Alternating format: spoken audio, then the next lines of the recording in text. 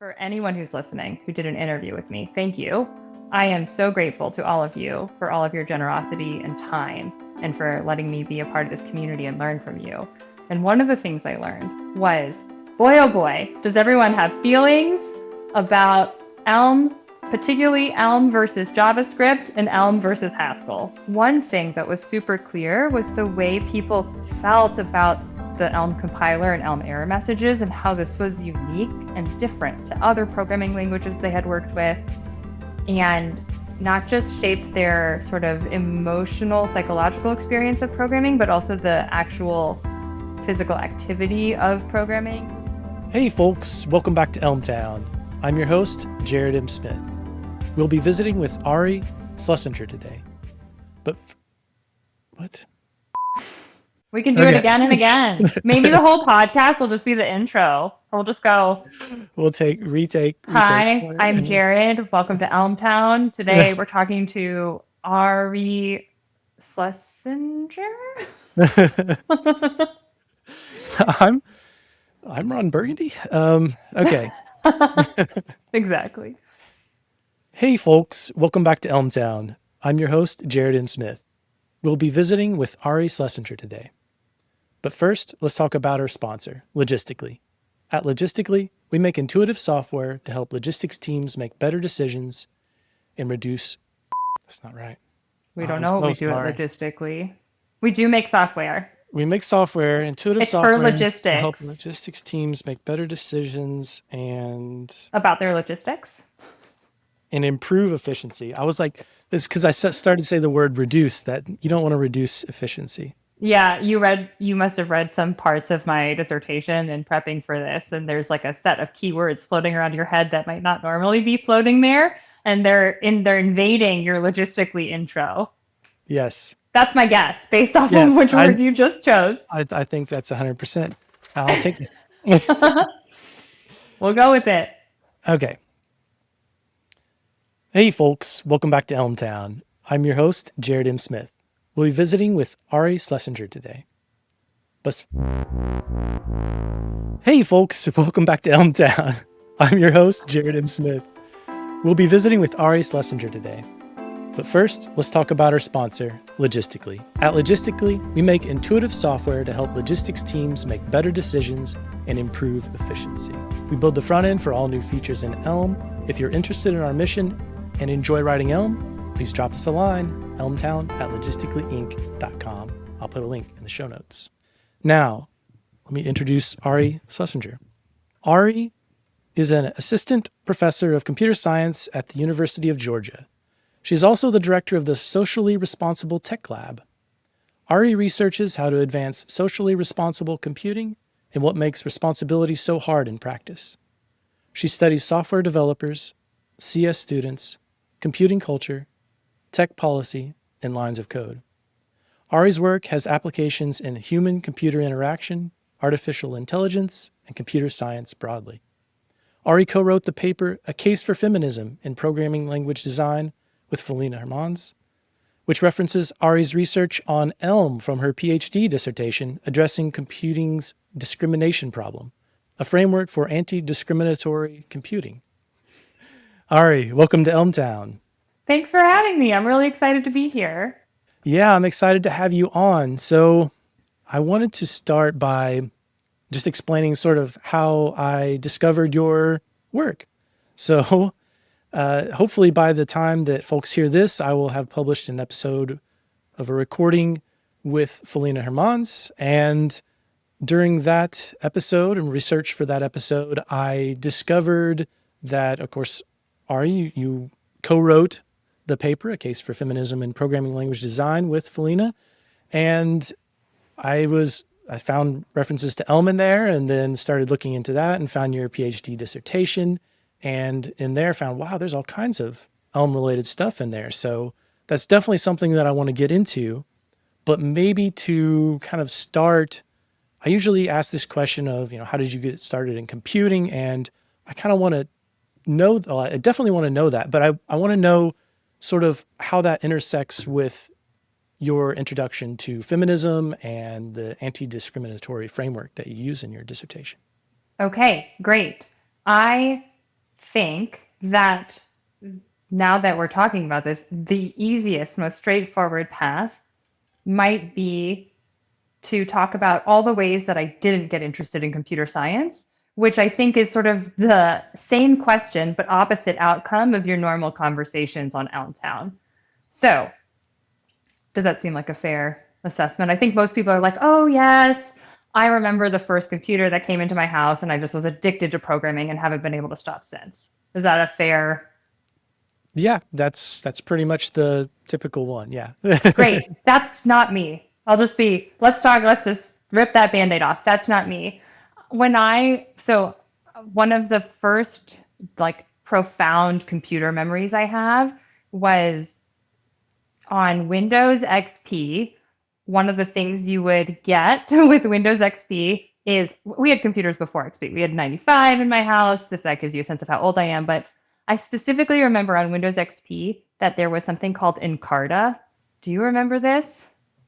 That sounds familiar. Keep Yeah, going. nobody remembers Encarta. Okay, so when everyone else who ends up in CS was like, wow, if you mess around with the code, you can impact change on your computer. I was like, oh, there's an encyclopedia on this computer? Oh my God, that's amazing, right? I just remembered the idea that there was knowledge, this whole breadth of knowledge inside of the computer, and it was hyperlinked such that if I started to go down a rabbit hole, back before maybe that was the phrase that we would all use, and see something interesting, I could click on that thing and it would take me to another encyclopedia entry about that thing.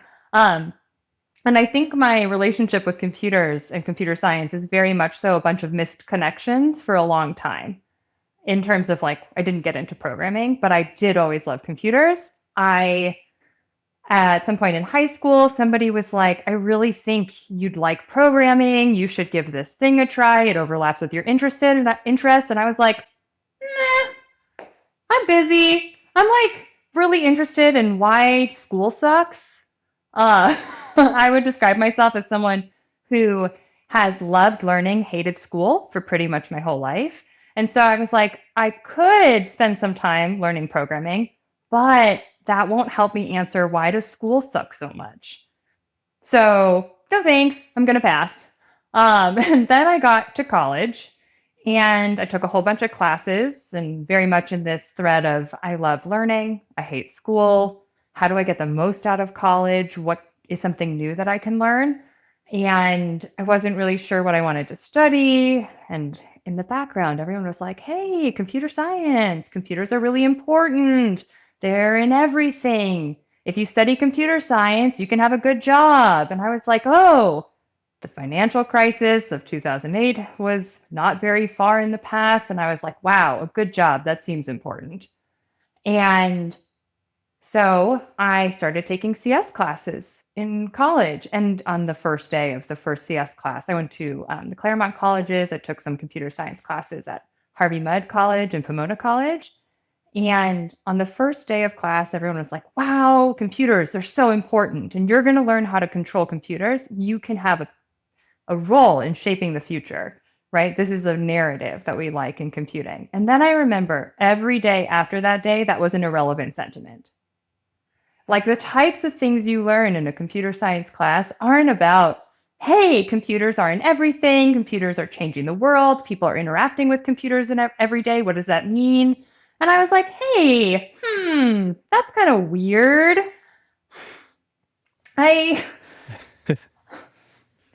This is all interesting, but like, what about that? Hey, computers are changing the world. You need to know how to use computers and to program computers if you want to be a change agent in society. And so I eventually was like, that seems like a false narrative about why someone should study computer science. And at the same time, I was taking these classes in social studies and humanities disciplines at my college, Pitzer College. I was taking media studies courses. There's this really interesting seminar about feminism and technology. And I was like, hey, these people over here, they're talking about the fact that computers are actually changing the world. and shaping the way that we think, the way that we talk, the way that we're living our lives. And it's really interesting and really important. And holy cow, I don't think that people in the feminist STS, Science and Technology Studies classes, and the CS classes could have a conversation. I remembered like really profoundly being like, these groups of people actually can't talk to each other. And I was like, okay, so if the narrative around computer science and why you need to program and why it's so important is because you're going to change the world and computers aren't everything, but those people can't have a conversation with the people who are actually studying that thing. I was like, seems like we might have a problem here. And I was honestly really stumped about what to do with it. And I'm the type of person who's really motivated by my responsibilities and obligations to other people and to society. This is one of my core values, and that's something that really doesn't get expressed in the way that we think about teaching programming in this normative computer science context. And so I was really struggling to be engaged in CS classes. And I remember when I took my algorithms class at Pomona College, it was taught by this wonderful professor, Yi Chen. She's fantastic. And we were doing an optimization problem. And I don't remember the context of it, but we were optimizing oil pipelines.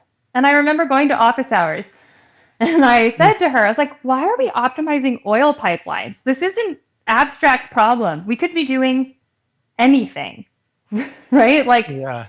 I had like been reading recently at that time about bridges at like universities in Alaska that kept students off of the ground so that they didn't have bear encounters during the winter. And so I was like, what about bear bridges? Why not optimizing bear bridges instead of oil pipelines? Like, what's the difference? And she said to me, wow, I've never thought about it. And I was like, okay. So this like instinct about there's a narrative that computer science is important, but computer science can't engage with that narrative in a meaningful way. And there are other people talking about this, but none of those people can talk to each other, started to become like, feel more and more pressing, up to the point where I finally was like, that's it. I'm going to do something which you could do at my university, which is create your own major. And I was like, I'm going to do that. I'm going to study half computer science. I'm going to study social sciences and humanities focused on technology. I'm going to combine those things and really try and figure out how to help those people have a conversation. And so I designed a major called Technology and Social Change, studying exactly what you would think based off of all the things I just said. And suddenly I was getting to ask questions. You know, it was like permissible to be like, well, what are the social relationships and the social constructs being embedded in a computing classroom, in the computer science curriculum, and how is that shaping the way we're thinking about what problems computer science can solve, and the agency people who are learning how to program through these mechanisms, what role they play in sort of shaping the world. Because if you're learning how to program, you're being told it's important and it shapes the world, but then everything you do is about like null pointer exceptions or, you know, like playing around with this picture of your professor's face and changing the colors using an algorithm, you get farther and farther away from maybe the thing that we're telling people is important. So that's where all of those pieces started to come together for me. And I guess sort of like we're at a fork in the road, and I can keep talking. Specifically, I can start talking about the feminism of it all. Or I can let you ask me a question because I did just dump a lot of information on you. Well, I do. I have lots of questions. One thing I just Great. wanted to state is that it seems like you keep coming back to this question of why, right? You're asking, why is it this way? And one of the first things that you asked, I definitely want to come back to where we're at in this conversation, but you asked why school sucks. And I'm just curious, why did school suck for you? In your Oh opinion? boy. I mean, Great question. I don't know about you, but I love learning. And I have found that school is not about learning. Has that been your experience? I don't know. I think I definitely found the learning in school. Mm. And so maybe I just sort of had that bias of, yeah, I like the learning. And so that's what I'm going to focus on in it. There are definitely a lot of other parts that I'm like, yeah, I could do without, or that was difficult for me. Maybe it would be a better way to put it. Yeah. But yeah. So Okay, so let me try going about it this way. Let's say I love math, which I loved math. I love algebra, but I'm stuck. I'm having a problem in my fifth grade pre algebra class, and I'm really stuck on something. And I'm struggling through it, and I'm trying to figure out how to resolve this issue, but I'm stuck. And my teacher doesn't seem to understand why I'm stuck and how to help me. But I'm really trying. Like, I really want to work through this problem. And then turns out that module is over. I'm still stuck, but we got to move on. There's only so much time in the semester, and we've got standards to cover. And I'm sorry that you're stuck, but we're going to keep going. And this idea that, like, I don't think there's anything wrong with being stuck, right? I know Felina has talked with you about sort of how hard learning is, and learning a new concept sort of can involve deconstructing things that you thought about yourself or the ways you've understood the world. And so there's nothing wrong with learning being hard. Learning is hard, but the way that school is constructed, if you don't learn exactly within the shape of what is right, so there's this sort of like normative model of like, here's what we cover, here's the sequencing, we'll dedicate this much time. And if you truly want to understand and don't, but the module is over, too bad, so sad. Do you know, like, and yeah, so bye bye. some, right? Like, exactly. So long. Some people are able to go, okay, I don't understand this, but I can rotely perform the thing I'm being asked to do and then keep up with the curriculum. Even if I lack understanding and I'm going to forget it a few weeks later, I can do this and perform the thing that I'm being evaluated on such that at the end of the day, I get the grade that I need to get. And I got to get that A in preschool or middle school or high school so I can go to the college that I want to do. And then I need to get that A in college and so I can get the job that I want. And we get so focused on keeping up with the speed and keeping up with the external validation metrics that learning itself is secondary, if not unimportant. To it, that doesn't mean people don't learn in school. People do, but like that's maybe not what the focus is, right?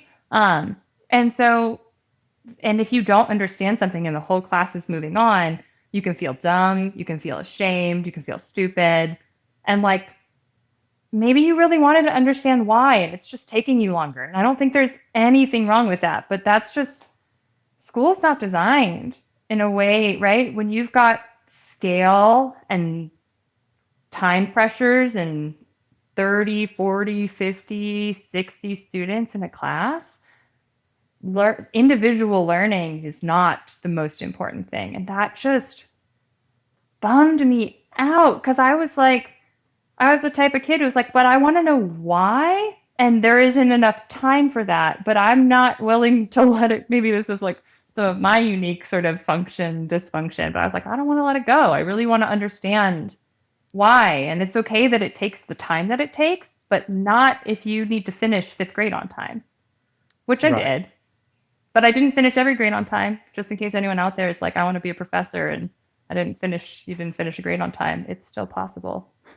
Yeah, that's great. Okay, thank you for sharing. And so I wanted to explore this a little bit deeper. I love that again you keep coming back to this question of why, right? You have this sense of wonder, right? You're Yeah. curious, and I think for me, I think early on in school, I fell into this sort of the educational framework of like what you're saying. Like I was able to be motivated by the external rewards of getting good grades. Yeah. And so that worked for me for a very long time. And then I don't know, yeah, I guess at some point I probably woke up maybe in college and And then I was more like, wait, I want to know why. But I love that you were asking this question much earlier when I was still just kind of blindly like, ooh, this is great. This is just the way it goes. But yeah, okay. So then that's great context. So then we're coming back and you're still in this, you're motivated by these questions, and you've come to the point where you're like, okay, if there's not a place for me, or if this question that I have isn't being answered, I'm going to make a whole place for it to. I'm going to carve it out. So Yeah, you've I'm carved that out. stubborn. I'm I, very stubborn. I love it. I mean, especially on this, there are many things you could be stubborn about, which, Yeah. but Yeah. this is a great one. So there's a surprise twist that Felina Hermans, my collaborator, knows about, but it's not obvious in the paper, which is I first started writing about feminism in programming languages in 2013, which is a long time ago now. um, and it was during my undergrad when I had been like, hey, what's happening here? These pieces aren't working. How do we get these people talking to each other? I was working with a feminist film scholar, Alex Uhas, and she was part of a feminist collective, FemTechNet. And we were doing a seminar about feminism and technology. And we read a book by Wendy Chun called Programmed Visions. And it was all about the way software is shaping the world and the metaphor of software is shaping the world. And she started doing close readings of in the sort of humanities tradition methodologically of a close reading of various aspects of software. And I was like, oh, this is really interesting. And I was thinking about it. And she was talking about how, right, like we've now started using software and software metaphors in our everyday language, right? Software versus hardware, when we think about like brain versus sort of physiology, is a way that people use this metaphor. Things like, have you tried turning it off and on again, or buffering? There's all these like ways that computing and software have shaped the way that we talk about the world. And in reading this, I was like, well, programming languages, they shape the way people who write code, right? Like, sort of, what we're talking about shaping what is permissible, how you solve a problem, what it means to solve a problem. I was like, programming languages are a huge piece of this. What would it mean to think about programming languages in this way, to do a close reading and to think about how programming languages are shaping not just sort of like programmers, but society at large? And I remember really thinking to myself, I don't want to just deconstruct programming languages that already exist. What would it mean to think about constructing a feminist programming language? This was right 2012, 2013. What would it mean to think about constructing a feminist programming language? How would thinking about who gets to create knowledge, how do we think about solving problems? How would asking these epistemological questions give us new ways to think about designing a programming language?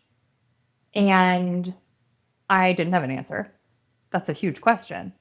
I was an undergrad. My advisor was a film studies person who thought it was like, wow, what an interesting question. And I remember her saying to me, Ari, I can't help you. I don't know anything about computer science. I can't help you. And my computer science professors, colleagues, like in class, they were not, that question did not make any sense to them.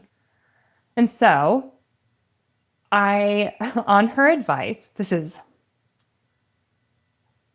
buckle in, we're in for a wild ride. So on her advice, she was like, I can't help you, but there's got to be somebody out there who can. So she was like, there is a online community, Haystack. It was a digital humanities website run by Kathy Davidson. She was like, post a blog on Haystack asking for advice. Maybe somebody can find it and help you. And I was like, okay, great. I'm really interested in this idea. And I keep hitting dead ends because this is really complicated. I was thinking about things like binary. And there's this great piece by Donna Haraway, The Cyborg Manifesto. And in this piece, if my memory is correct, she creates a dualism chart of the ways that we construct things as like either or, masculine, feminine, as an example. And I was like, well, social constructs are constantly being built into code. And if the easiest variable is a binary variable, right? It's either true or false. And we've taught people that it's either masculine or feminine, true or false. How is just even that basic level of on and off shaping the way that we're thinking about the world? And I really wanted to talk about these ideas and work through them, but I would get stuck, as you do when you're thinking about hard things. So I posted on Haystack. And I hoped somebody would have enough knowledge about both of those pieces to have a conversation with me. And boy, oh boy, did something happen on Haystack. A little thing called Y Combinator and 4chan happened, which is the blog post I wrote asking for advice got picked up and shared on 4chan and Y Combinator. And you probably won't be surprised to know that people weren't really happy I asked this question. Mm. Yeah, how dare somebody think about the ways that programming languages could be sullied by such an idea like feminism? Who has the audacity? I got some real interest, but I got more harassment by asking this question than anything else. The depth of that harassment is something we can talk about. The response on 4chan is something we can talk about. But I'd say the thing I really learned from this experience was how not safe it was to have these types of ideas, how unwelcome computing as a sort of industry was to these types of ideas writ large. And I got that reinforcement of the initial problem I had identified, which is these people can't talk to each other. Even asking a question, totally just like, hey, I'm exploring these ideas. I'd love to get some insight into how you might think about this problem space, was an unacceptable, impermissible offense. I was stupid. Just whatever. There's all sorts of, now, as I say that, I'm like, oh no, I can't say that out loud because then it made me very nervous about being in public, right? Being online, because it's like anything I say can and will be used against me. My image will be used against me. But yeah, people thought I was dumb, that I was asking stupid ideas. Another example of why women don't belong in computing. And so most people would, when confronted like something like that, I suspect, go, you know what? I can find somewhere else to go. Thanks so long. Thanks for all the fish so long. I'm good. I don't need this anymore. But I'm stubborn. And I was just like, oh, you think I don't belong? How can I insist that you're wrong and that I do belong? And so the question became, what does that look like? Sort of feminism in programming languages as an idea got put on hold because I didn't know how to handle that. And there was nobody in computing that I could have a meaningful conversation with. The people in the feminist STS space had lots of really interesting things to say, but we couldn't talk about programming and programming language design in depth. It was really just sort of like the world wasn't ready for this question to be asked. And so I was like, well, what if I went to grad school in a computer science program? It's kind of hard to say I don't belong if I go get a graduate degree in computing. But I also didn't want to not do the things I was interested in. I was like, this is this overlap of like, how do we account for the world? How do we account for our responsibilities to each other, to the planet, in the way that we're designing and shaping technology? Is there a place where I can do all of these things and study computing? Um, and so I decided to go to grad school. That's wow. Yeah. Okay. I'm sorry. I was getting caught up in it. I was just thinking how um, the idea that you had to do all this extra work. I don't know. It just. I'm sorry. No, It's kind I've of cried about this a lot. So if it's yeah. making you emotional, I It see you is. and I Yeah. validate that. And I will say I still cry about this because it was a very overwhelming experience. There's Yeah. nothing like knowing that your name is on the Wikipedia page for sexism in the technology industry to really make you feel welcome in computer science. Wow. Yeah. My gosh. Okay. One of the things that I have on here is a little quote from your PhD dissertation. And this kind of brings it back into Elm and just so Yeah. that maybe a little bit of a more delightful avenue for a moment here. But okay, so it says, and this is on page 128 of your dissertation, quote, in contrast with the hostile and exclusionary culture of most open source communities, Elm represented something different, and nearly all of the Elm interview participants commented on this. Participants recognized Elm was striving to set cultural norms that were more welcoming and less toxic than those of typical open source communities. So, yeah, this also ties into another thing that I wanted to bring up. Yeah. Um, I have another bit. It's a quote from that, but it's around this idea of just the words that we use. So, kind of going back to what you're saying about binary, and Felina and I talked a bit about this as well. About the world isn't binary; it's analog. It's it's not even one dimensional or two dimensional. It's multidimensional. And but anyway, this other quote that's kind of in this realm of this word that the Japanese word for the power of words, kotodama, is sort of what this made me think of. But the quote is, humans have always been a part of computing systems, part of the interconnected set of hardware, software, data, environment, stakeholders, and ecosystems. Even past simplifying acts like calling people users have obscured our ability to address variety and difference that are essential aspects of our humanity. And so you have this, you're pulling and you're getting deeper and you're realizing the complexity here, right? And not just the complexity, but the things that you will come up against, the conflict that arises when you question the existing norms, right?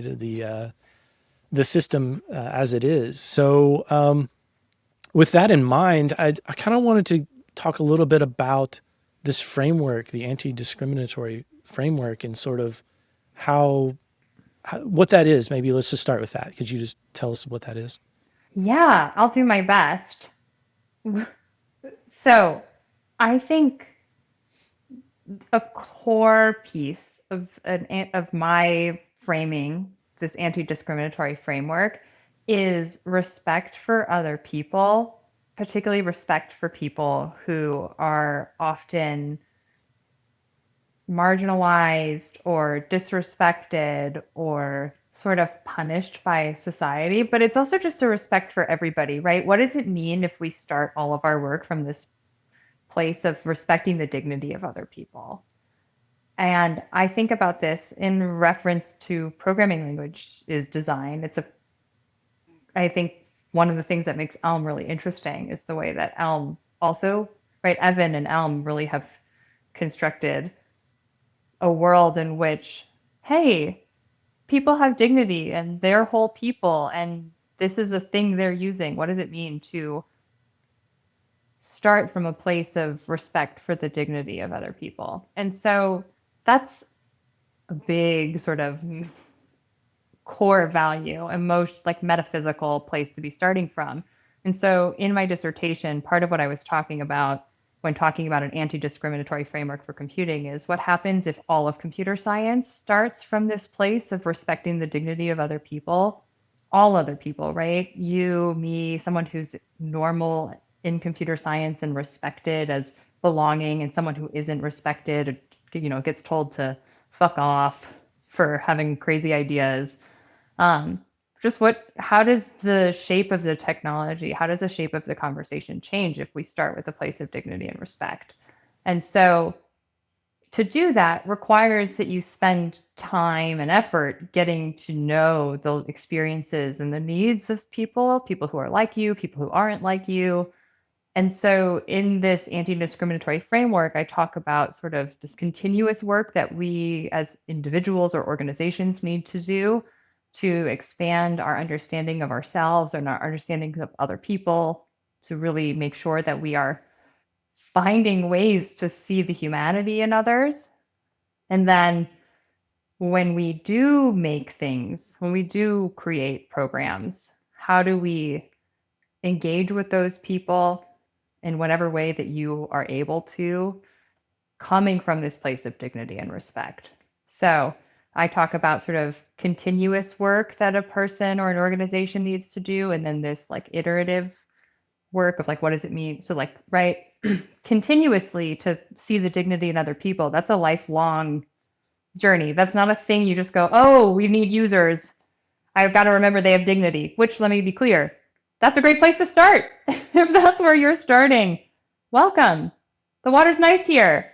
We like treating other people with respect. Everyone's welcome, But it to really embody that is a process. And so I was trying to articulate what does it mean to engage in that process, and then also to act on those things that we learn and to act from a place of respect. And so that's what the anti-discriminatory framework is about. And it's really a core part of my thesis, my dissertation work from my PhD at Georgia Tech was there are almost no parts of computer science that people aren't somehow implicated in.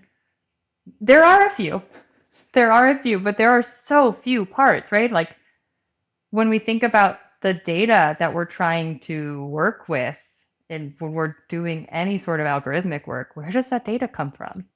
Whose data is it? What constructs are represented in that data, right? Simple things like alphabetizing a list have cultural assumptions embedded in them. Different alphabets come in different orders. Different letters follow one, the next. And so if you have respect for the dignity of other people, say people who don't speak English, then you care about making sure that when you're thinking about alphabetizing a list, that you can do that with different alphabets. If your system is supposed to be used in contexts where English isn't the only language. And so there are so many opportunities to be thinking about how do we respect other people and how do we respect our sort of obligations to each other across the entirety of computing. And that's a world of computer science I'd like to see as being more normal, more normative, rather than this like extra add-on person who has no space in this world has these ideas and is on the fringes. Right. Yeah. Okay. So you have this framework, and it has, starting with respect and this idea of the continuous work, and then the sort of cautious work of trying things and then seeing, what comes of it. And yeah, and kind of maybe would that be kind of like pushing the boundaries of, it makes me think about the continuous thing is like daily, I need to do certain things in order to like, I have to kill my ego every day kind of thing. Like, to remind myself you are, you're here to help other people. Right. And like daily journaling, things like that. Like that's stuff that I have to do every day. And then occasionally I'll come upon something where I'm like, ooh, like this is, like getting, caught up and crying, basically hearing this story, that's something that now like, okay, I should probably confront, right, this particular thing. So yeah, that's really good. Okay, so the Can I framework respond here. really quick? Yeah, of course. I think this might be helpful. And also, in trying to prepare for our conversation, I was reminding myself of things that I wrote, and I hadn't read the beginning of my dissertation in a while, and you helped me remember my framing. So thank you. And I can speak to and maybe add a little depth around the continuous versus cautious sort of give and take, which is a lot of the times something that happens is we discover something that happened that we think is disrespectful or unjust, and we want to do something about it. We're like, no, this is awful. I have to do something. And so I'm a professor of computer science. I get to teach computer science students about the things that I think are important for computer science students to learn in the context of socially responsible computing and human-centered computing and human-computer interaction. And one of the things that I teach them, there's this great paper by Tiffany Benoit called Good Intentions Are Not Enough. And it is about health informatics and how a lot of interventions in the healthcare space that have the best of intentions, truly, these people saw something wrong and were like, I want to help other people. Sometimes a lot of the times, good intentions are not enough. This is why there's this like continuous work and this cautious work, which is you see a problem and it's really important to make sure your intention to make it better doesn't accidentally make the problem worse. And so caution there is right tied to this dignity and respect for other people, which is to say, okay, I've learned of a new problem. I might have just learned about this, but somebody's known about this problem for a really long time. So what if I respect their dignity and their knowledge and learn from them before I jump in and try and solve the problem? Because maybe I'll just try and solve the problem the way every other person has tried to solve the problem, and it just makes everything worse. And so part of it is being willing to slow down, which is like anathema to the way that we live these days. It's like faster, faster, faster, faster. And part of what I am trying to communicate to people is it's okay to say, I need to learn. Okay, I've learned about something new. I would like to help, but I'm going to be cautious because I don't want to contribute to other people's suffering. And I don't want to contribute to the harm that computing systems can perpetuate. And so I want to make sure that the actions I take are respectful and dignified, help other people. And sometimes helping other people means giving them the space and the resources to solve their own problems. But that can be actually a really active choice. And there are many ways that we can contribute to helping each other solve problems. But right, what you were just saying about like reflecting and deciding like when is your ego helping you versus when is your ego in the way. And so that's part of this cautious, right, continuous learning from other people, engaging with other people's stories, being a citizen of the world and thinking about your obligations to others and your respect for others. But then caution and saying, maybe someone has already tried to solve this problem, and before I jump in, I should learn something about it, make sure I'm not perpetuating harm. So that's part of this continuous versus cautious dichotomy of my anti-discriminatory framework. Yeah, thank you. That's great clarification and details there. There's something in reflection to your Japanese word, kodotama, that you'll like as well, but we can follow the book. My memory's pretty good. Okay, good. So, yeah, this makes me think about this idea, this parenting book that I have by Dr. Becky Kennedy called Good Inside. And in it, she has this idea of taking the most generous interpretation.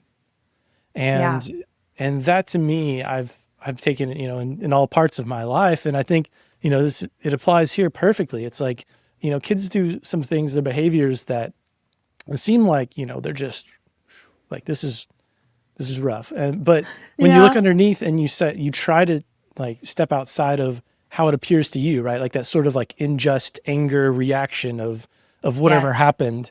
And then look at like, well, maybe what's going on in their world that may be, causing this, or, like what are the systemic things that are making this the way it is? How do we kind of, you were getting ready to say something about kododama, like the words that we use, again, like they influence how we think and our rationale.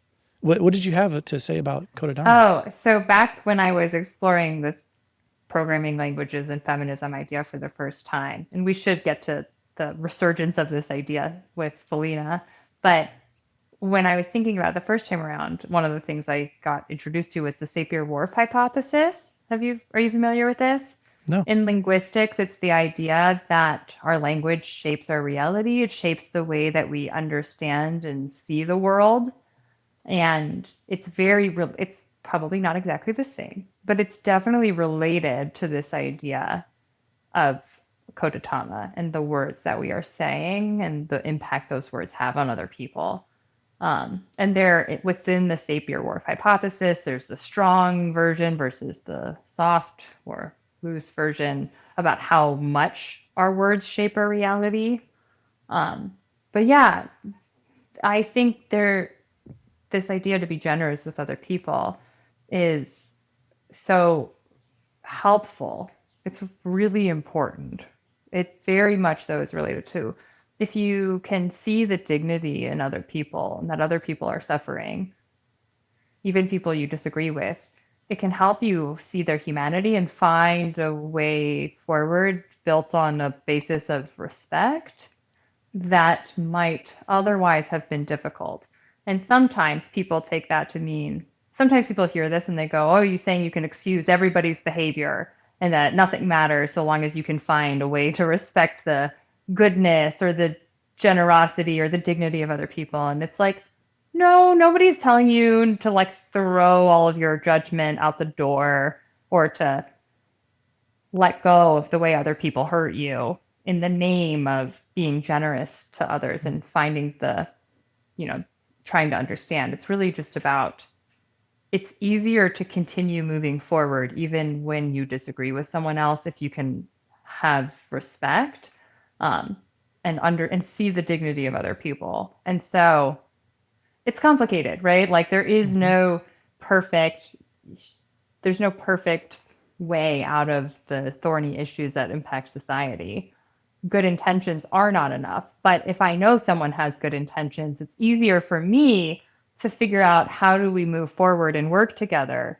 How can we try and solve this problem together than if somebody has bad intentions and assuming malintent. And in my experience, we all see the world in different ways, but I don't think there are too many people who wake up every morning and go, wah, ha, ha, ha, ha. How do I do evil today? I'm sure there's a few, you know?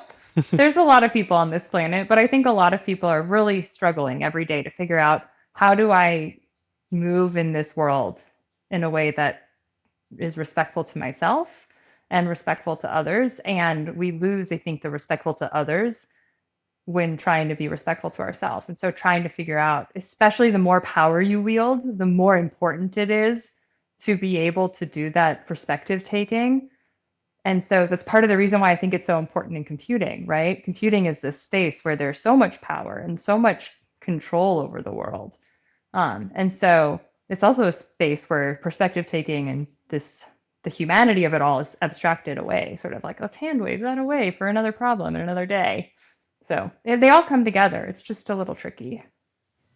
Yeah, yeah, that makes me think about one of the things I mentioned journaling and trying to kill my ego. And one of the ways that I try to do that is when I write, instead of saying I this or I that, which is great when explaining to somebody else, right? Like using Yeah. this is from my perspective, but when it's to myself, I sort of have to get outside of myself a little bit in order to get over the idea, in order to be able to see it. And so one of the things I'll do is write and for you, like, I'll say you did this or you did that. And so then when I read it back, then it's more, it's like it's sort of personal. It's not so much as saying like, third person, like Jared did this or Jared, or whatever, completely putting it somewhere else. But it definitely helps me with just like this blocker of like, the mind is very tricky. It can really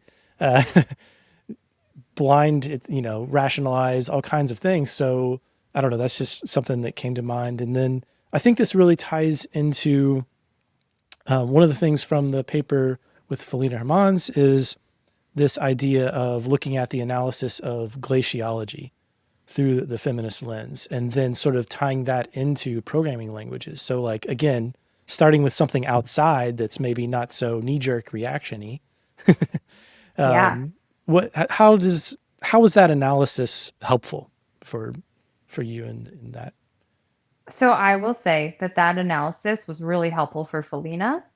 And I think it's an awesome analysis. But Felina and I came to this paper from really different places. I started with feminism, sort of like way back Yeah. when. And I was like always sort of how do we bring these two ideas together? Whereas Felina came to feminism much later in her programming language journey and experience. And so I think to see the way that so computer science has a weird relationship to the concept of science and the concept of natural sciences, which if you skimmed my dissertation, you might have seen some of my writing on that, though it's a long document, so no worries if you have not read that part. But right, computer science and the founding of the discipline made some really clear intellectual alignments to try and justify the need for a new discipline, a discipline of computing. And one of those alignments was towards prestige related to math and prestige related to science, particularly natural sciences. And we do talk about this in the Feminism, A Case for Feminism and Programming Language Design paper.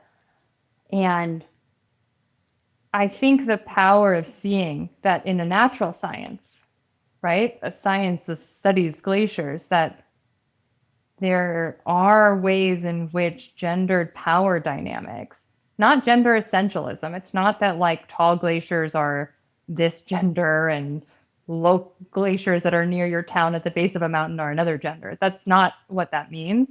But the idea is that what we consider hard, what we consider valuable, the way that we try and assert our worth to the world and to the people around us shapes what gets studied, such that it shapes which glaciers have been studied, that glaciers that are harder to access have been studied more than glaciers that are easier to access, I think is really profound and really impactful. And part of what was so exciting about working on this paper with Felina, right? So Felina reached out to me. She had discovered that I had written this blog post in 2013 or 2012, I think 2013, but she couldn't find it anymore. And so she reached out to me asking if I was interested in talking about it and if I had a link. And so we started having conversations.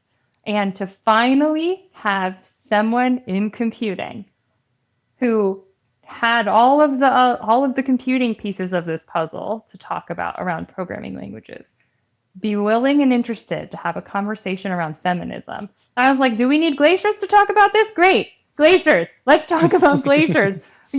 Whatever it is that makes this tractable, because what I was saying earlier about like, okay, I'm going to go get a degree from a computing program. And this is something I've talked about with Felina, I have spent over 10 years now trying to figure out how to talk to people in computing about these ideas that I got introduced to in college over 10 years ago that I did not feel that they would be able to have a conversation about. Yeah. And so Felina represented a bridge. I always figured I'd come back to talking about and writing about feminism and programming languages, but I didn't know when. It was very much so like now I'm an academic and there are things that you have to do to get your dissertation. And then you get a job if you're lucky. And then with that job, there are all these things you have to do to get tenure. And feminism and programming languages does not help you do any of those things, which is something she talks about and we talk about in that paper. And so alone from where I had started, this wasn't something I could talk about. But with Felina, this became a problem that was tractable again and something we could talk about. And so, for anyone who reads the paper, you'll notice, and this is something she and I have talked about, you'll notice that my story is not a part of that paper, right? We talk about I and we in that paper a lot, and we switch back and forth between the pronouns that we use. And whenever we talk about I, we talk about Felina. And we do that on purpose for a bunch of reasons, but one of them is Felina's story is relatable to people in computing in a way that my experience is relatable to people who have left computing, probably more than it is relatable to people who remain in computing. And I mean, I do think my story is going to be relatable to people in computing, but if we think about the idea of like natural sciences and glaciers giving us something concrete to hold on to, that's easy to understand. Felina's narrative of having been a person who was, by all sort of markers, a valued member of a computer science community, feeling not valued and struggling through the ways that she continued to be not valued, is easier to understand and to make sense of than, right? Like glaciers can be, oh, okay, if glaciers can, the study of glaciers can be impacted by gendered sort of epistemological attachments, then maybe programming languages can too. And so I think this is one of those like sometimes ideas just need time. And Yeah. glaciers helped make this idea tractable in a way that, like, me being like, well, circuits in computers, the on and off is an arbitrary mark point. Like, circuits don't, you have to decide what amount of current is on and what amount of current is off. And then you have to have some fault tolerance. And all of that indicates actually that they're not perfectly binary, that this construct of perfectly on and perfectly off exists out of the computer, falls apart under close scrutiny. But that's maybe too close to home. And there's something about glaciers, which is like, oh, I respect glaciology. I respect climate science. I respect the natural sciences and the study of these things. That helps make it easier to see. Because people have been writing about, right, like Helen Longino is someone who comes to mind, have been writing about gendered knowledge construction and who's allowed to know things and what types of things are respected as knowable in the science studies context for a long time, right? What can she know? But glaciers made it tractable, and I'm a big fan of things that help make things understandable to other people. Nice. Yeah. Yeah. Okay. So this served as a tool, and I love that it's glaciers because it took you so long to get back around to this, and glaciers are so slow moving. I feel like there's There is something really beautiful about that, right? And yeah. I love Felina, like something so interesting is like she says that the first time she read that, she was like, what is this nonsense? And then she came back around to it and she was like, oh, there's something to this. I see now. Because a lot of people hear feminism and they have this gut reaction that they think it means X. And as a result, they reject everything they hear about it. I remember when I first started talking about feminism and programming languages, I was doing computer science education research at around the same time. And when I would talk to people in the CS Ed world, they'd go, oh, so you want to build a programming language that helps little girls learn how to program? And I'd be like, nope, different project. That's Yeah.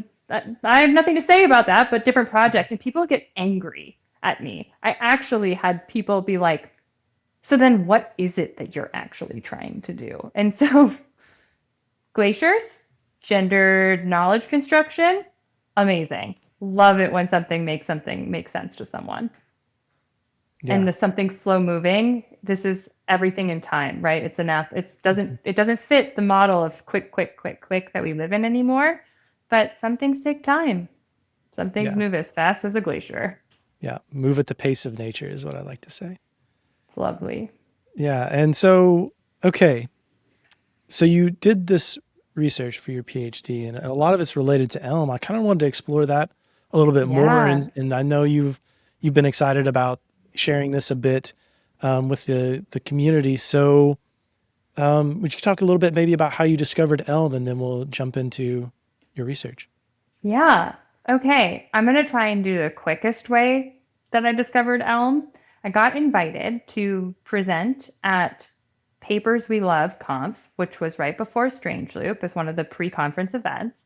I think I misunderstood the assignment. I presented on someone else's paper. In hindsight, I realized I think I was invited to present about a paper I had written, but I was just like, well, I love this other paper. Anyways, that's why I'm like, there's a bunch of tangents we could go down. But I was at Strange Loop, and I had been told by my dissertation my advisors in grad school that I needed to do more empirical work as part of my dissertation.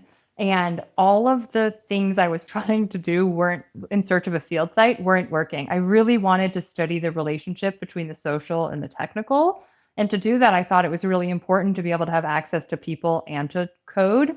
But a lot of environments, that's not a thing they want you to do. To have access to either might require an NDA, and an NDA doesn't help you write a dissertation that's publicly available to the world. So I had been really struggling to find a field site. And I got invited to Strangeloof, and I was like, who knows? The world's a weird place. Maybe something will work out here. And so I gave this talk at Papers We Love Conf, and then I stayed for the rest of Strangeloof. And I went to a talk titled The Hard Part of Open Source, or The Hard Parts of Open Source by Evan Koplicki. And in this talk, up on the stage is somebody who is doing something I find myself doing. It's a very much someone who loves to learn kind of a talk where it's like, so I went back and I read this book called Propaganda by Edward Bernays about how some people try and shape the ideas for other people. And I also read like what is it? I'm forgetting the name of the magazines, but the talk's on YouTube for folks who haven't seen it, and I wouldn't be surprised if a lot of people have, where he looks at I'm sorry, the whole Earth. The Last Whole Earth catalog. I have a copy of that. It's really broken up. Yeah. Yeah, right. The ideological sort of origins of all these ideas. And I was like, that is someone who speaks the same language that I speak. I was like, I have read all of those things. I have talked about those things. He's talking about what makes open source so hard, and it's the people. And I was like, I don't know why I hadn't thought about it before, but I was like, open source. You could study the social and the technical, and all of it is publicly accessible. And then there's Evan talking about how the social part of the open source is the hardest part of the project, which is not a thing we like to sort of in the computing space acknowledge how hard the people part is. Everybody's like people easy, tech hard, I'd say is a simple distillation of that narrative. And so I was just like, maybe I could study Elm. This seems really interesting. And so after his talk, I went up to him and introduced myself. We talked about some of the books that we had both read and what we thought about them. And I don't remember exactly, but I basically was like, I'd be really interested in studying Elm and understanding this, right? You've so clearly tried to make a welcoming and inclusive space and to manage the social parts that are hard, and yet it continues to be hard. And I'd love to study that. And Evan is somebody who I would say is like academia adjacent, and was like, oh, that could be really interesting. And that is the beginning of that story. And I remember thinking to myself then, how wild, all these years later, it's not feminism in programming languages, but here we are. We've come back to programming languages with like this just interesting return, as I orbit the sun. And so that's how I found Elm, and Evan was interested. And so I was like, amazing. Let's really look at this whole space. Let's look at the code. Let's look at the people. Let's look at the social environment. Let's look at the whole stack, And I could because it's open source, and I could because Evan was open and interested. And then also once I started recruiting and observing and being in the Elm space, boy, oh boy, did y'all want to talk. And I am forever grateful. It was such a, people were like, yeah, I'd be happy to talk. And all of a sudden 44 2-hour plus interviews later, I had, collected all sorts, I learned a lot about Elm and about what makes Elm special and what makes Elm hard and what makes programming fun or not fun, and what does it mean to feel welcome or included, and why Elm instead of something else. So that's in messaging back and forth with you, I said, I've learned so much about Elm that I could probably write a whole book. And I think that's true. I wish I had time to write a whole book, or that a whole book counted as part of the tenure process in my department. A book is literally equal a book chapter. I'll let you figure out how that makes sense. But so one day, but yeah, that's the intro to Elm. And I think now is a good time to stop talking and let you ask the question.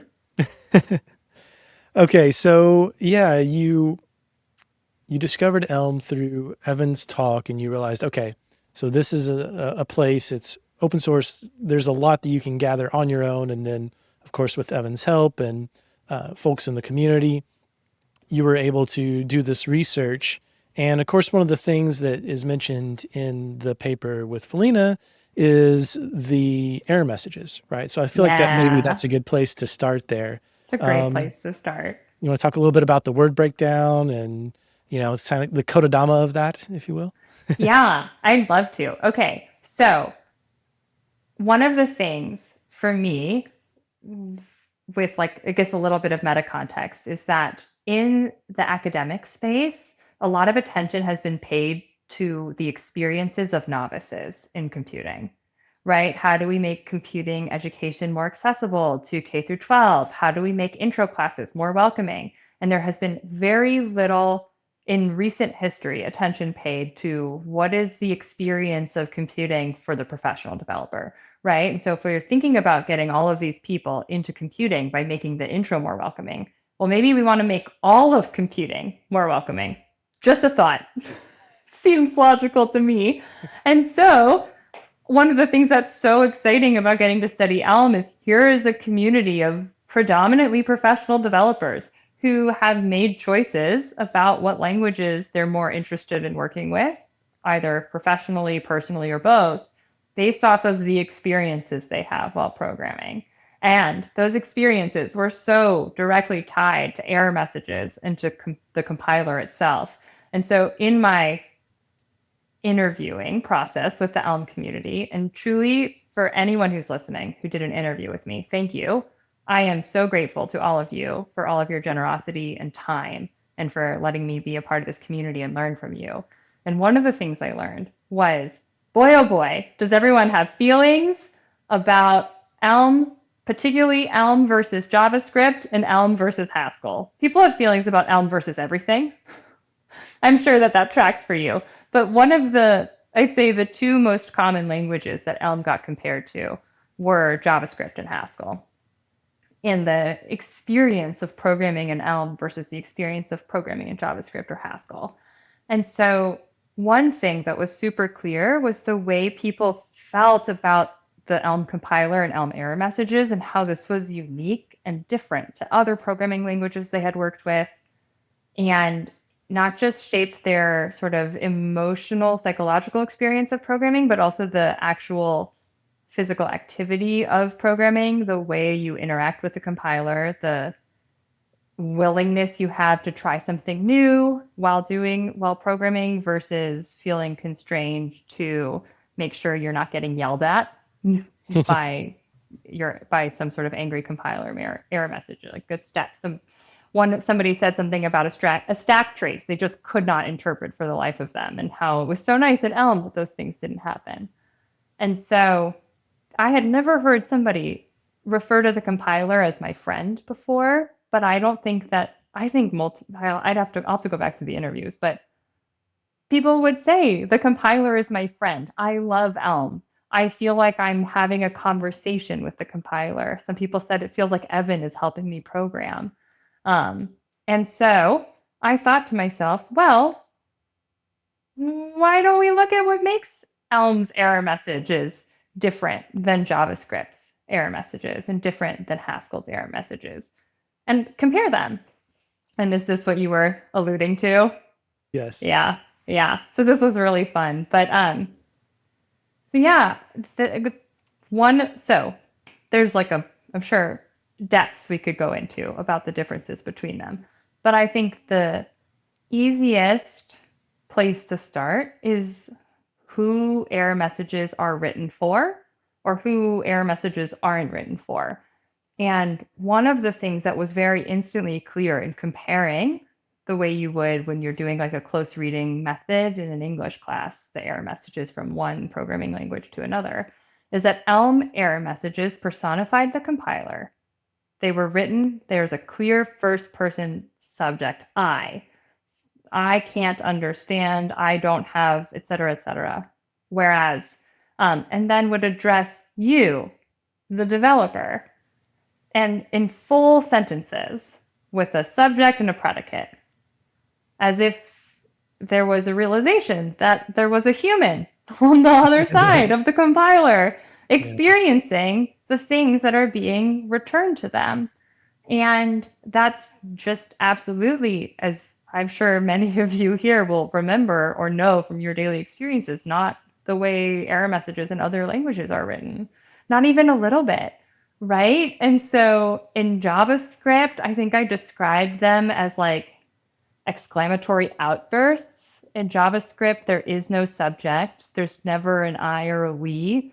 In the research, I describe it as being like the voice of God in a theater production, which is when a booming voice comes on over and speaks to the audience. You don't know who the voice is, why it's speaking to you. That's sort of the way JavaScript writes its error messages, where you don't know who, right? It's like error, but it doesn't say like where, why, how, who. The error messages in Haskell are all over the board, which is also not surprising when you think about how Elm's compiler is written by Evan. JavaScript is written in a corporate environment, and so there's a lot of speed pressures to get stuff done. And that has an impact on the type of error messages that get written. And then Haskell is an academic collaborative project that's been going on forever. And so there is no consistency in the error messages in Haskell. Sometimes it's written from the perspective of we, sometimes it's written from the perspective of I, sometimes it's a full sentence, sometimes it's a sentence fragment, all over the board. But it's interesting what we can learn about the ways that the developers are thinking about the audience or the user of a programming language by deconstructing the error messages they write themselves. Yeah. Yeah. Okay. So yeah, that's pretty deep. There was one aspect of it that I think was interesting, was that it talked about what it would expect instead, right? Like, yeah, you want to talk a little bit about that? Yeah, this was something that was most consistent and unique to Elm. So at the end of my dissertation chapter on Elm, I wrote this list of inclusive, welcoming error message sort of guidelines based off of what I'd learned from comparing them and what y'all had said during your interviews. And one of the things that was so important about Elm's error messages is they didn't just tell you how you were wrong. Most error messages tell you how you were wrong and they tell you what you did wrong, right? Missing semicolon. Well, that one's not a good example for what I'm about to say, but sort of like they'll be like unexpected. They'll talk about all the things they didn't expect, right? I didn't expect to see a semicolon here or a curly bracket here. And in Elm, the framing would be I saw blank, but what I expected to see, I being the compiler in this case, what I expected to see was blank, right? So I saw X, but I expected to see Y. That's fundamentally a different framework for thinking about the communication the compiler is having with the programmer, which is to say, maybe what you need to know, and Evan has spent a lot of time working with the community and thinking from his own perspective about what it is that is helpful when you're programming, but it's to say, maybe it's not so helpful to know what was unexpected, right? Like okay, well, I already wrote what was unexpected and it's not working. What? Thank you. Thank you so much. You didn't want this thing there. Great. Now what, right? And so with Elm, you get information about what is expected. You might even get a link to some documentation telling you why it was expected, so you can go and answer that question if you want to. And that's a fundamentally different approach to communicating with a programmer via error messages than pretty much any other language I'm familiar with. And certainly at the time of the analysis, that felt incredibly unique.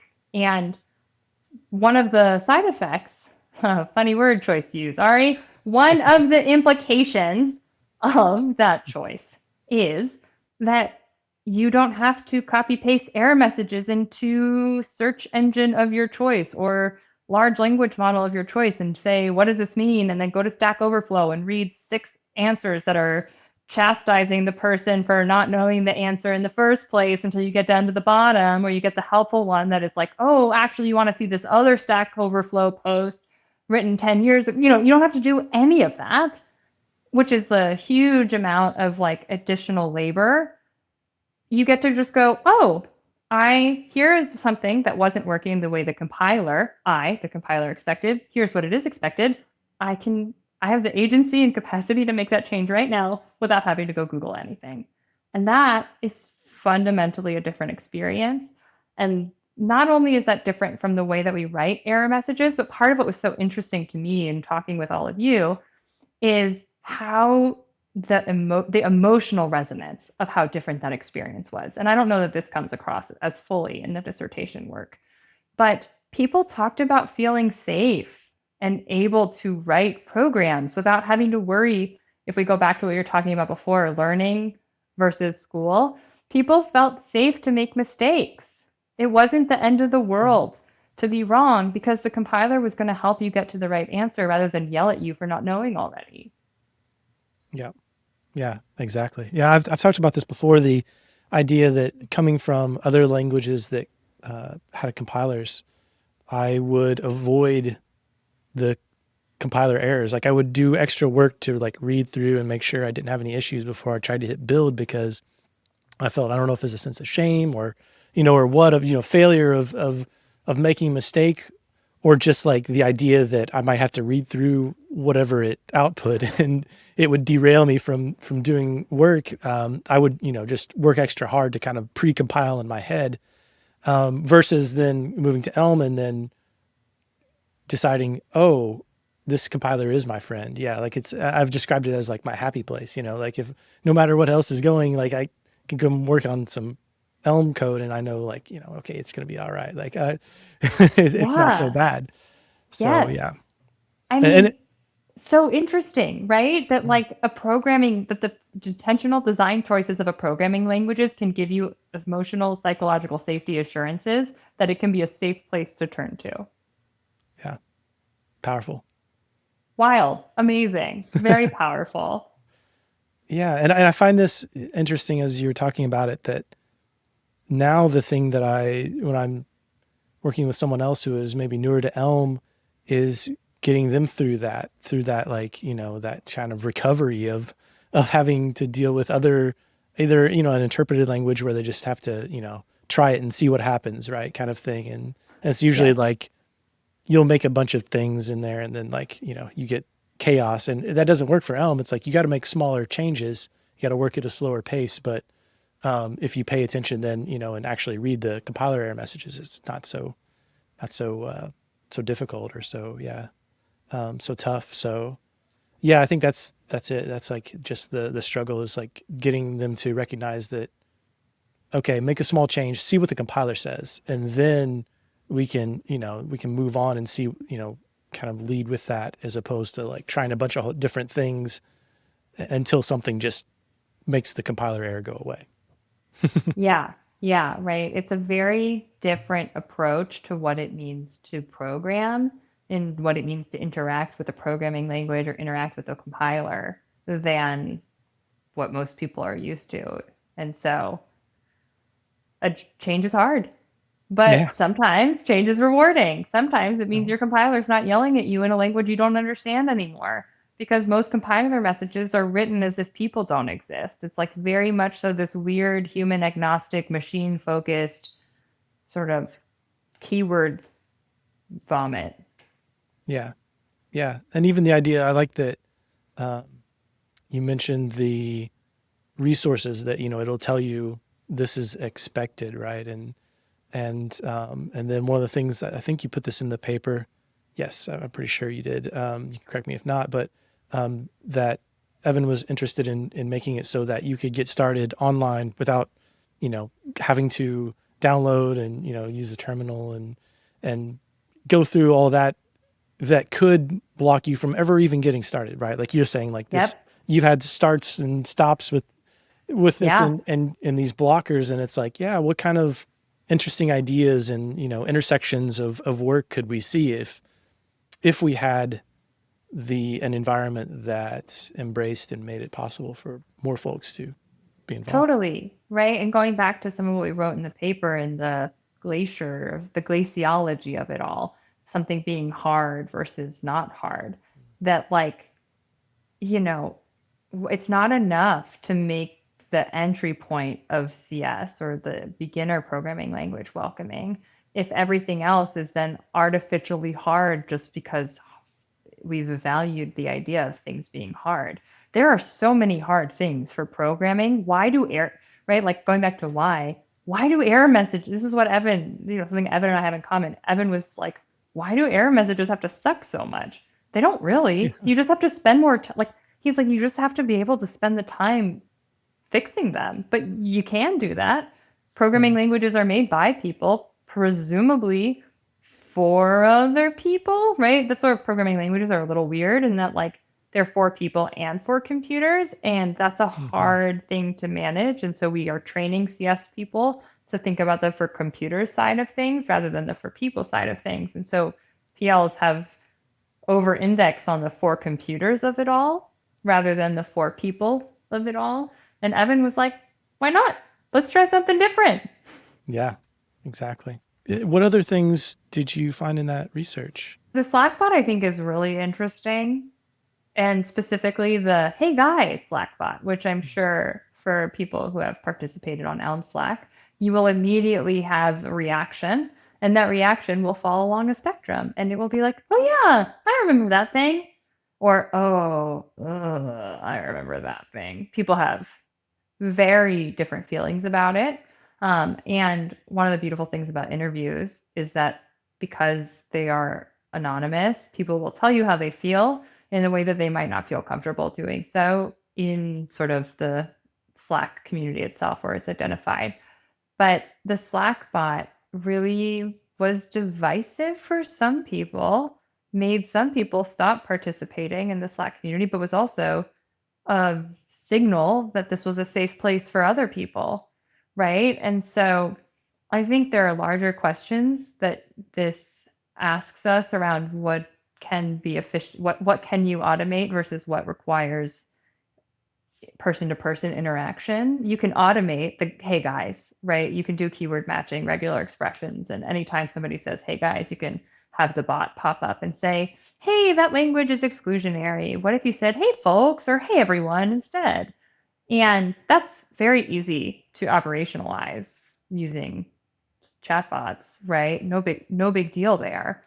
But depending on where people are in their personal journeys around what does it mean to have inclusive language, that can be such a delightful surprise. Oh, hey, an open source community that realizes that guys is a gendered term and that when we use guys as a default, we are meaning that everything can be referred to as by a masculine and that's okay. And the inverse of that is would it be acceptable if everyone said hey girls?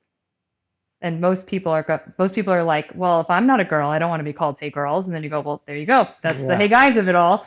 But on the other hand, people are like, but this is just how I talk. And you're telling me this thing that I know and this way of communicating in the world makes me bad. It makes people feel bad about themselves. That's it's complicated, right? Mhm. But one of the participants, I think I'm doing a very bad job of talking about this. It's very messy, but I think that this is sort of the reality of being in community with other people. It's pretty messy. Some people really weren't active in the open source of it all with Elm. They were using Elm for work, but seeing that the Slackbot existed made them feel like Elm was a place that was safe for them, particularly people who identified as not men. And that's amazing and wonderful. And some people who identified as men really liked the signaling that the bot did to say that, hey, this is a welcome and inclusive space for you. For some folks, the bot helps them change their behavior offline. People said they'd never thought about it before, but then after sitting with it and having an initial negative reaction to it at first, but then processing and going, it's not that big of a deal to just say, hey, folks, instead of hey, guys. Um, right? So this whole range of reactions just from one little automated decision to signal what the values of the community are. And I think it's a really interesting little slice into what is it, what are the power of our words? What does it mean to say hey, what does your everyday language say about the way you understand and shape the world, right? I can't imagine. Some people do intentionally walk around and say, "Hey, gals," Yeah. as a counterpoint, but that's an intentional choice rather than a default. And so, one of the things I like about feminism as a lens is the way it helps us reflect on and challenge our defaults. But that's hard work, and not everybody wants to challenge your defaults. But maybe that just means that this isn't the place for everybody, and that's okay too. Yeah. Yeah, that's true. And I think the thing that I learned is like feminism is a framework of challenging those things, right? Like that is an important thing to recognize about feminism. And maybe this should have been closer to the beginning of this conversation or even the We got conversation with there. Felina. But yeah, like the idea that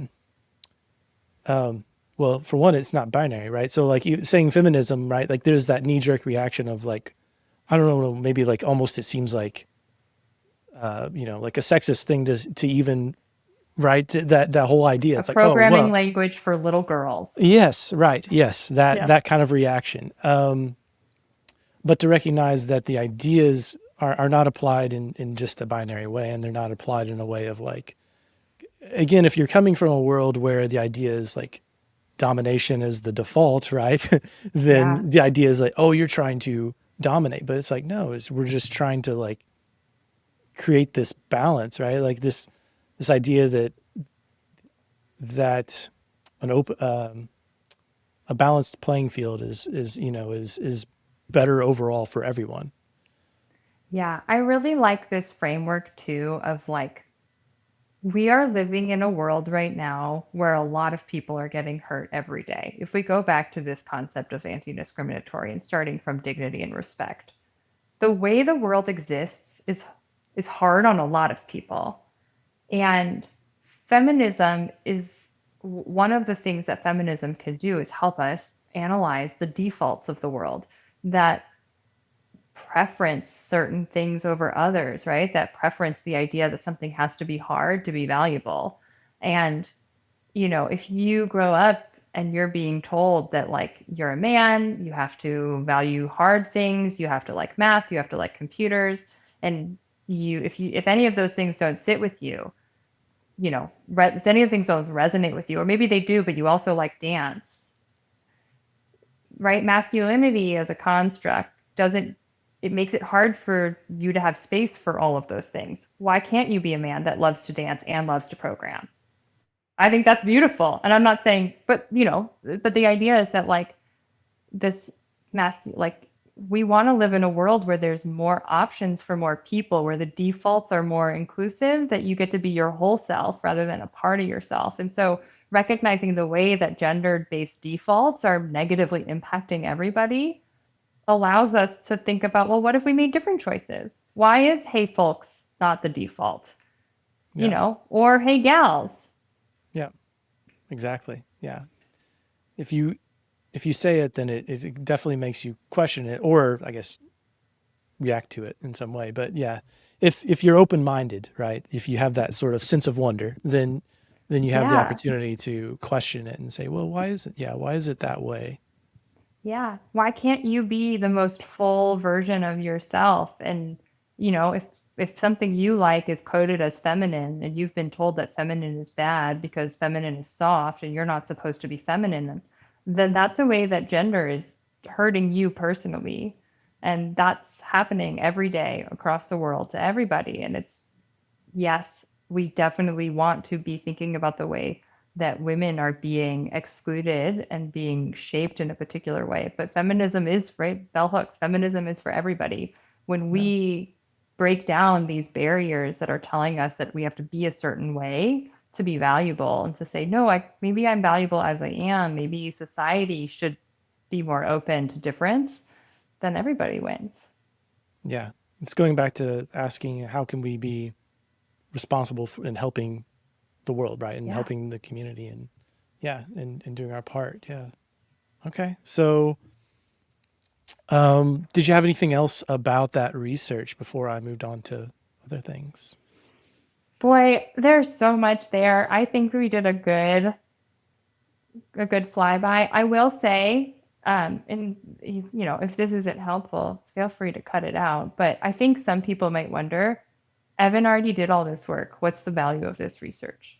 Maybe Ari is saying things that like I already know to be true about these compilers. Like, yeah, duh.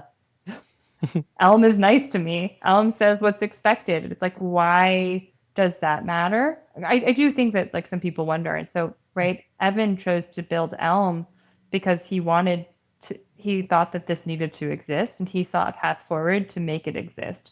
And he realized that if he took the academic path, and I think he talks about this in the last Strange Loop talk that he gave. If he had taken an academic path, he would have had to focus all of his research questions around what is fundable and what is valuable from an academic perspective. And if he had gone in the corporate direction, right, trying to embed within a large, big tech company, he would have had to shape Elm to the values of the capitalist logic of those companies.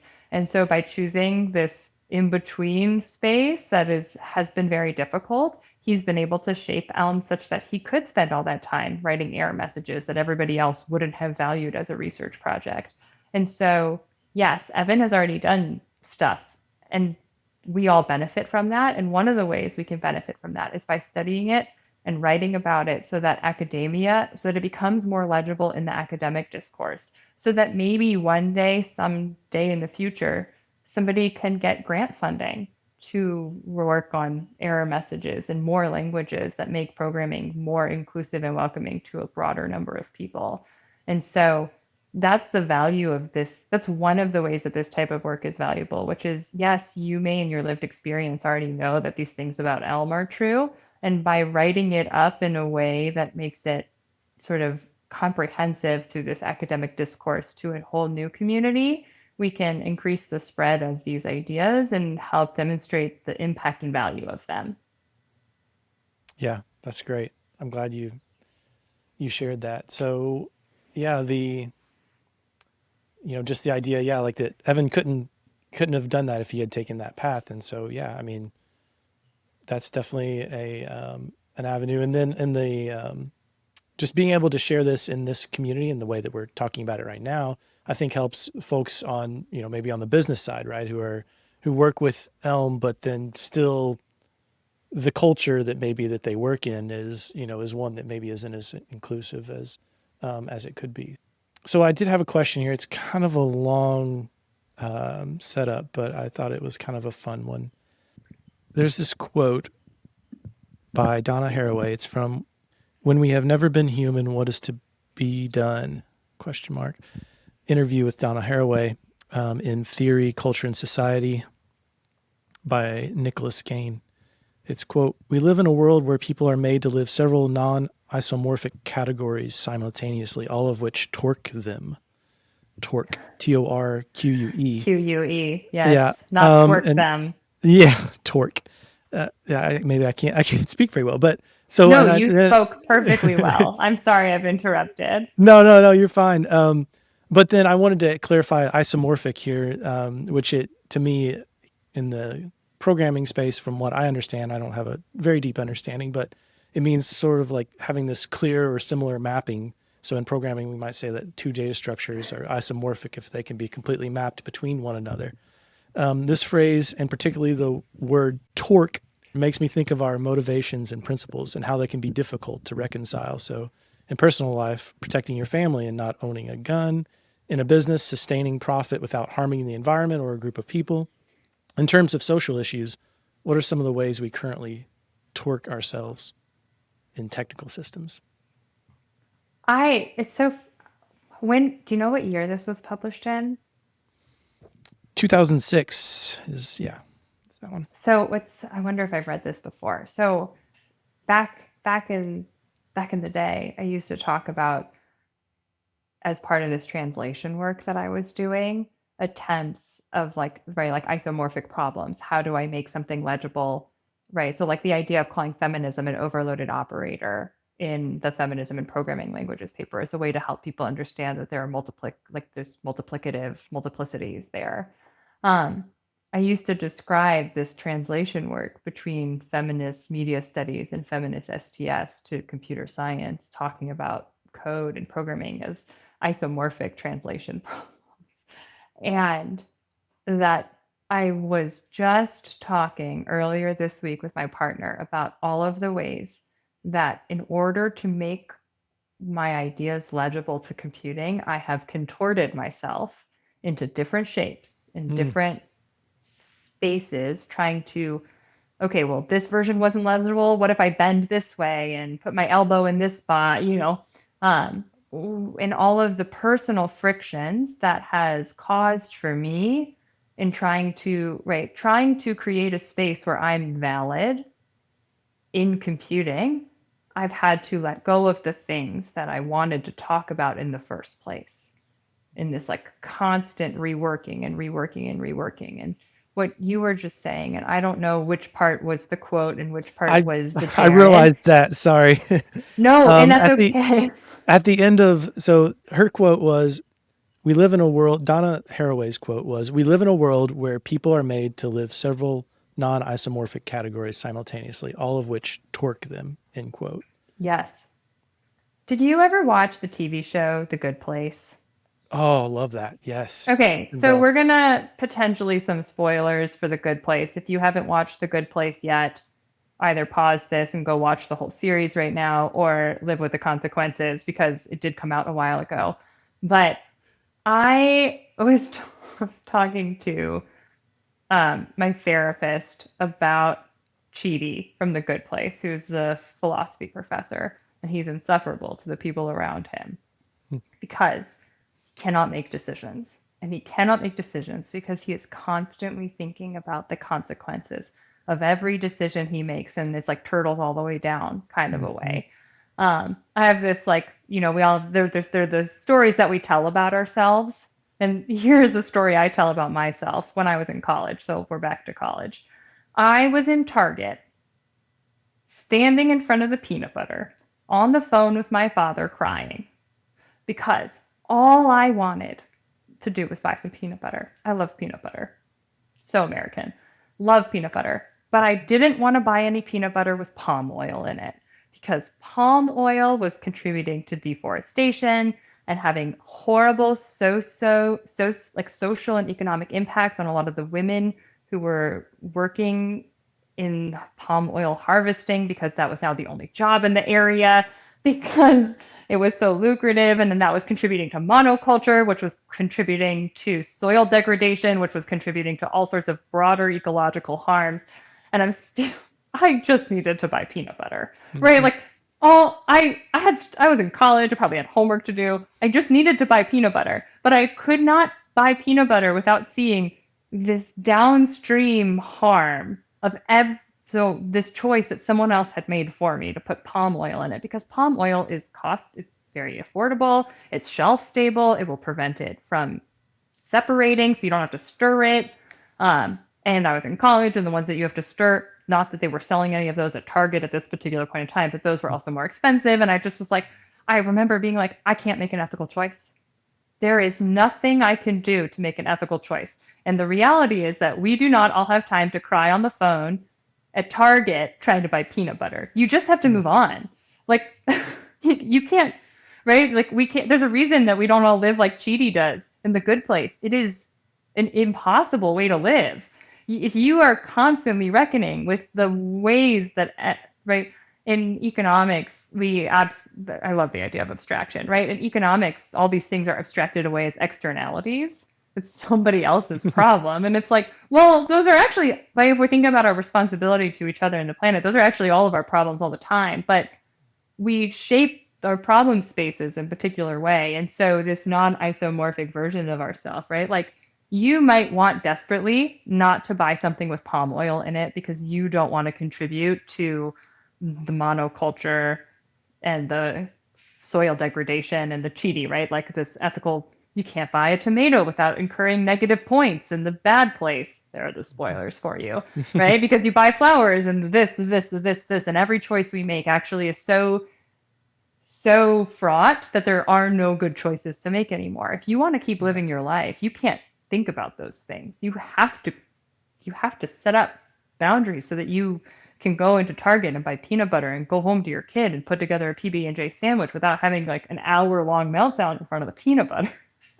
Yeah. And so I think that that resonates a lot with me. And I suspect that other people have realized in their daily lives the ways that this resonates with them. And I actually think about this in the computing space a lot, and I think there are resonations with Elm, right? It's sort of like, so one of the things I'm really interested in as a researcher is, right, how do we help improve socially responsible choices in computing all the way down? You can't you can't be stuck in the peanut butter aisle. When, right, if you've got a deadline and you've got a deliverable and you need, you know, the product is going to ship, you need to make a decision. You aren't given the luxury of time and space if you want to keep feeding your family. So you have to make choices. And so one of the consequences is in computing is almost all computing technology is inaccessible to people with a whole bunch of different types of disabilities, right? Like when we talk about user interfaces, it's actually, we know how to make accessible user interfaces. And yet most of the internet, most websites are inaccessible. They're inaccessible. They're accessibility nightmares. And one of the problems has to do with how the problem space is defined and what is included and what is excluded. And so, one of the things I like to think about is how, right, most people want to wake up and do good in the world. They want to be contributing to our sort of societal betterment. This is something I choose to believe when I wake up in the morning. And so how do we help more people in their daily lives make those choices more easily? How do we support socially responsible design in computing systems by realizing that not everyone, right? I'm an academic. I have lots of time to read. Well, I don't have lots of time to read, but it's my job to find time to read things and to figure out how all the pieces fit together. If that's not your job, it's maybe not fair for someone to be like, well, have you read this? Have you read this? Are you keeping up with this? Are you keeping up with this? At a certain point, the cheaty of it all comes in. It becomes overwhelming and you can't keep up. And so the same thing to do is to go, just going to focus on what I can control. Going to focus on what I already know how to do. And so one of the things I'm interested in is how do we help, right? So if we're thinking about Donna Haraway talking about these non-isomorphic versions of ourselves, what are ways that we can, how can an academic who has time to think about ways to make it easier for other people to act on the things that they maybe want to act on, but don't have time for because the problem space they've been presented with, it's been abstracted away from. Yeah, that makes sense. And this makes me think about, at the beginning, he talked about why school sucked, and it was like getting left behind, right? And this is that idea, right? Coming full circle here of like trying to think about how not to leave folks behind.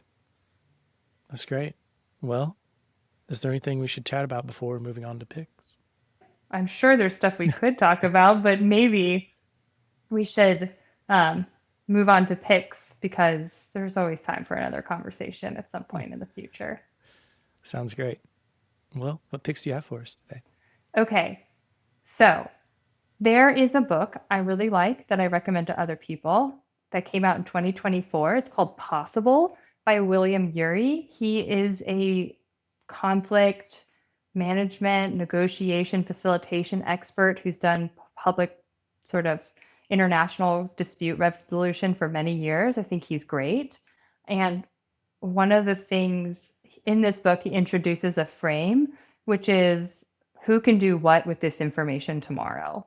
And so if you've been listening to this conversation and you're like, wow, socially responsible computing, I don't feel like I get to enact that in my job, but that's something that resonates with me. There's a version of this where you go, well, what can I do tomorrow? Right? Maybe you can't save the world tomorrow, but maybe you work on the front end. Maybe you all haven't been talking about accessibility. And so broaching accessibility as an important thing for your interface to be capable of. Is it screen reader compatible? Is the contrast appropriate? Are there appropriate labels on all of the images using alt text? So especially since Elm is front end, WCAG's got a whole bunch of really good pointers. So feel empowered that you can't fix everything, but who can do what with this information tomorrow? So, Possible by William Ury is a very interesting read, and it doesn't take, it's a good book. So that's one of my recommendations. And it also let me say one of the things I wanted to say, which is we all have agency, and within your sphere of influence, there are things you can do, and you don't have to change the world in the big sense to make little decisions like using Elm to make your life less miserable, thinking about how can you advocate for accessibility in your workplace. So that's one pick. Should I give another pick? Yeah, one thing I just want to say is I listened to Yeah. an interview with William Ury. I'll have to Yeah. find a link to it. Very good. Yes, I'm gonna have to check out that book. It's great. He's fabulous. He's very famous. He wrote this book, The Power of the Positive No. Getting to Yes is another famous book that he Mm. wrote. And so Possible is like a retrospective, bringing all of those ideas into one book. So if you were looking for a place to start and you are trying to think about how do we live in a world where we are in conflict and make that conflict constructive, this is a good book for you. Um, Now for something completely different. I don't know how many of you, if you like anime, you've probably already been watching this, but if you out there are like looking for something to watch or read, Free Run is amazing. It is such a delightful manga and anime, with very faithful to the anime is very faithful to the manga. But I'm a person who finds the world to be very stressful. And when I need to unwind, I want to go somewhere that is not going to make me feel worse about the world. That's one of the things I look for in my entertainment, not something that everybody looks for, but that's important for me. And so Free Rent is a great place to go for deep meditations on what does it mean to experience loss and what does it mean to be in relation with to the other people around us as told through this fantasy meandering journey through a different land where there are elves and magic and humans all sort of trying to figure out how to survive and slay demons at the same time. So that's a good one. It's What? highly recommended. How do you spell that? Freeren, Frieren, Beyond Journey's End is the name of both. So if you are looking for something to watch, that's so good. If you are interested in feminism and programming languages or feminism and technology, I would highly recommend the book I mentioned earlier, which is Programmed Visions by Wendy Chun. That's really interesting. Likewise, Judy Weissman has two books that I return to over and over again: Feminism Confronts Technology and Technofeminism. Those are great reads if you're looking for a place to start. Um, and if the accessibility thing resonated with you, I am on the Association for Computing Machinery's Policy Council, and we recently released a tech brief about advancing accessibility in the digital world. So you can check that out and get sort of like a two-pager as to why accessibility is important. It's really useful if you're in policy, but there's some good pointers if you're not in policy. So also, PBS is great. I love Mhm. Sesame Street. I'm a big Puppet fan. I'm a big PBS fan. So send some love to your local PBS station. Love that. Excellent. Okay. Well, I have a couple of picks as well. Great. The first one is an article by David Griffiths called Queer Theory for Lichens. And it's helps me kind of think about the non-binary world and thinking about it through the lens of nature. I was introduced to that through Entangled Life by Merlin Sheldrake, which is an excellent book as well. I've recommended that before on the podcast. But yeah, I like this idea of just taking a different view, being curious and being open-minded, and definitely that article helps you think outside the box there, and so yeah, cool to check out. Have you read I think it's A Mushroom at the End of the World by Anna Tsing? No, You might enjoy that. It's a good one. I'm writing it down. And the author's name again? Anna Singh, Tsing. If I'm getting the title of the book slightly wrong, you'll still find it. It's close. It should be close enough. Okay, excellent. And then the second pick that I have is The Rehearsal. It's a show on Max by Nathan Fielder. And it's like a docu-comedy, I think is what they call it. But it's like a documentary plus like a pseudo-documentary. But it's about like rehearsing for everything. And it's based on this premise that like you can't really control nature and other humans and how they react to things. But it's this idea of like trying to play out every scenario and sort of like this cheaty thing, right? It's like Yeah, that yeah. premise of The Good Place, but in a more like sort of mockumentary. I don't know. I wouldn't say it's mockumentary. It's like it almost seems real. It's like it's so close that I'm like, is this real? I'm like, no, it's not real, but I'm like, it could be real. You know, It it could very be well real. could be real. But yeah, they'll have these different scenarios. Like one episode, Nathan is trying to help someone uh, come out about a uh, that they had some form of education that they didn't actually have, and so there's like this really elaborate scheme of recreating the bar in which they'll be having this conversation, and like an actor will be sitting there and you know trying to get to into the persona of the person. It has like this whole flowchart of different, you know, like if they say this way, then you react in this, and like all these different ways that things. It's pretty interesting. I think it has some like neurodivergent um, thoughts in there, like you know what it means to be autistic, which I think, yeah, I may be on that. I'm not diagnosed, but you know, I think it definitely resonates with me. I'll put it that way. Do you watch Taskmaster? No. Okay, Taskmaster, they're on their 19th season now. It's a British comedy game show where a bunch of comedians are given a bunch of arbitrary and ridiculous tasks and then they try and complete them. And it's, I think, and I mean, knowing what I know about Nathan Fielder, going to be a very different direction, but that is a thing I like to watch if I need a good laugh at the end of the day. And it's very much so like, you know, how do different people approach to solving the same problem in different ways? And how is that heightened by them all being comedians? Okay. Yeah.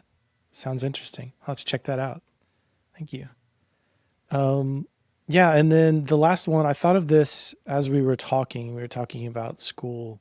There's this book, Deschooling Society by Ivan Illich, and it's sort of makes you question, sort of ask why we do education in the way we do and learning in the way we do, and maybe stepping outside of that box and how it could be done differently.